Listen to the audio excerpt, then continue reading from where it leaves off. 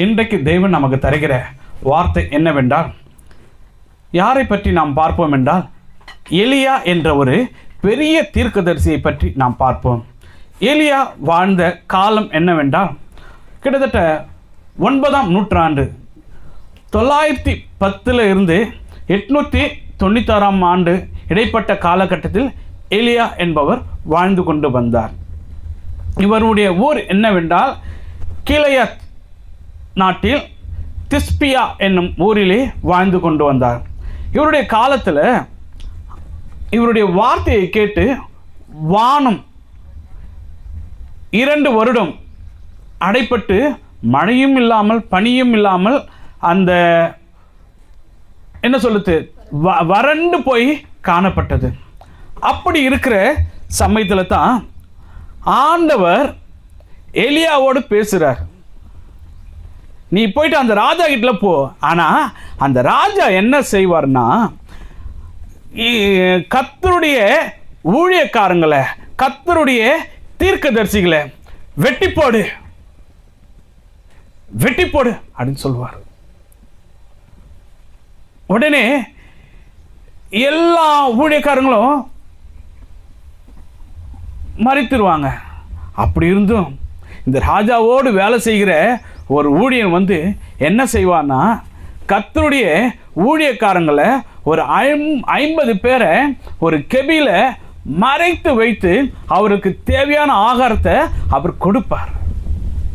அப்படி இருக்கிற நேரத்தில் இந்த கர்த்தருடைய ஊழியக்காரங்களை கொன்று குவிக்க வேண்டும் என்று அந்த ராஜா கட்டளையிட்டது நிமித்தம் அங்கு கர்த்தருடைய பிள்ளைங்க யாருமே இல்லை. கர்த்தருடைய பிள்ளைங்க, கர்த்தருடைய ஊழியக்காரங்க, கர்த்தருடைய தீர்க்கதரிசிங்க யாருமே இல்லை. அப்போ இஸ்ரேல் மக்கள் யாரை வணங்குறாங்கன்றா, பாகால் என்ற ஒரு தெய்வத்தை வணங்குறாங்க. பாகால் என்ற ஒரு தெய்வத்தை வணங்குறாங்க. இன்றைக்கு கூட நாம் வாழ்கின்ற வாழ்க்கையில் உயிருள்ள தெய்வத்தை மறந்து விட்டு பாகால் என்ற அல்லது விக்கிரகம் என்ற ஒரு தெய்வத்தை வந்து வணங்கி கொண்டிருக்கிறார்கள். இது இந்த காலத்தில் மட்டும் அவர்கள் செய்யல, 9ஆம் நூற்றாண்டிலே எலியாவுடைய காலத்திலே அவர்கள் செய்தார்கள். அப்படி இருக்கும்போது ஆண்டவருடைய வார்த்தையின்படி எலியா அந்த ராஜா முன்னாடி நிற்கிறாரு. ராஜாவே, என்னோட இருக்கிற தீர்க்கதரிசி எல்லாம் என்ன ஆயிட்டாங்க? மரித்துட்டாங்க. நான் ஒருவன் மாத்திரம் இருக்கிறேன். நான் யார் மட்டும் இருக்கிறது? நான் ஒருவன் மாத்திரம் இருக்கிறேன். நீங்க வணங்குற ராஜா தெய்வம் உண்மையான தெய்வம் என்ன? அதை வணங்குங்க. அப்படி இல்லை, நாங்கள் ஆராதிக்கிற தெய்வம் தான் உண்மையான தெய்வம் என்றால் அதை ஆராதிங்க. இந்த வசனம் எதில் வருதுன்னா, 1 ராஜாக்கள் 18ஆம் அதிகாரத்தில் அந்த அதிகாரம் முழுவதும் நம்ம பார்த்தோம் என்றால் அந்த வசனம் அருமையாக போட்டிருக்குது. அதாவது பாகாலின் தீர்க்கதரிசிகள் ஒரு கர்மேல் பர்வதத்துக்கு மேலே நின்று பாகாலுடைய தீர்க்கதரிசிகள் 450 பேரை கூப்பிட்டாங்க. இப்போ ஆண்டவருடைய தீர்க்கதரிசி யார் மட்டும் இருக்கிறது? எலியா மாத்திரம் இருக்கிறாரு. எலியா மாத்திரம் இருக்கிறாரு. அப்போ 2 பலிபீடத்தை கட்டுங்க, அதுல ஒரு காளையை பிடிங்க, அது மாமிசத்தை வெட்டி போடுங்க. வானத்திலிருந்து ஒரு அக்கினி எந்த பலிபீடத்தை பட்சிக்குது அல்லது எரித்து போடுதுன்றத பாருங்க. அப்போ உங்களுக்கு தெரியல உண்மையுள்ள தெய்வம் யார் என்று அப்படின்ட்டு எலியா சொல்வார். உடனே ராஜாவும் போங்க அந்த 2 அந்த கர்மேல் பர்வதத்தில் 2 பலிபீடத்தை உண்டு பண்ணுங்க அப்படின்னு சொல்லிட்டு இவர் என்ன பண்ணுவார்னா, எல்லாம் பாகாலின் தெய்வத்தை, பாகாலுடைய தீர்க்கதரிசிகளை என்ன பண்ணுவாங்கன்னா, கட்டைகளை அடுக்கி அதனுடைய அந்த மாமிசத்தை வச்சு, பாகாலின் தெய்வமே இறங்கும், பாகாலின் தெய்வமே தன் சரீரத்தை கிழித்து தன் சரீரத்தினுடைய ரத்தத்தெல்லாம் வடிய வடிய அந்த தெய்வத்திற்கு அவங்க என்ன பண்ணுவாங்கன்னா பலி செலுத்து, அதாவது அந்த தெய்வத்தை வர சொல்லுவாங்க. இன்றைக்கு கூட நம்முடைய காலகட்டத்தில் தன்னை வருத்தி கொண்டு, தன் சரீரத்தை வருத்தி கொண்டு பலி செலுத்தி விக்கிரகத்துக்கு நேரா நீங்க இந்த இந்த எனக்கு இது செய்யணும், இதை போகணும், இந்த நன்மை தரணும். ஆனா அன்றைக்கு அந்த தெய்வம் உதவல, இன்றைக்கும் அந்த தெய்வம் உதவல. ஆனா ஆண்டவருடைய தீர்க்கதரிசி ஒருவர் இருந்தார்ல, எலியா, அவர் என்ன பண்றாரு, அதே போல ஒரு காலை பிடித்து அடித்து அந்த விறகுகளை அடுக்கி பலிபீடத்துக்கு மேல அந்த காலையை வச்சாச்சு. அப்ப சொல்றாரு, இவங்க ஒரு நாள் முழுவதும், யாரு, பாகாலுடைய தீர்க்கதரிசிகள் ஒரு நாள் முழுவதும் பிரயாசப்படுறாங்க. ஆனாலும் ஒரு அக்கினியும் வந்து அந்த பலிபீடத்தை பட்சிக்கல. அடுத்தது ஆப்ஷன், எலியா கிட்ட வராங்க. எலியா கிட்ட வந்த உடனே என்ன சொல்றாங்க?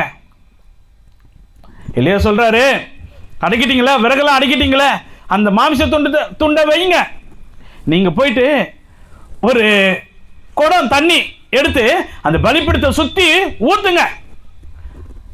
7 குடம் தண்ணி எடுத்து ஊத்துங்க. விறகு ஈரமாயிடுச்சு, தண்ணியா ஓடுது, அப்படியே தண்ணியா ஓடுது.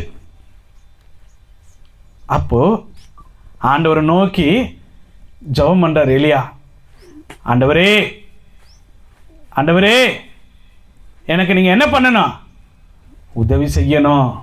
வானத்திலிருந்து ஒரு அக்கினி வந்து இந்த பலிபீடத்தை என்ன பண்ணணும், பட்சிக்கணும். உடனே இவர் எதுவுமே பண்ணல, ஒரு ஜபம் மட்டும் தான் பண்றார். இன்றைக்கு கூட ஆண்டவருடைய பிள்ளைங்க என்ன பண்றாங்க, கீரிக்கல அல்லது ரத்தம் தரன்ட்டு சொல்லலை, அவங்க செய்கிறதெல்லாம் ஒன்று தான், ஜபம். அந்த பரலோக தேவனை நோக்கி விண்ணப்பம் பண்ணுவாங்க.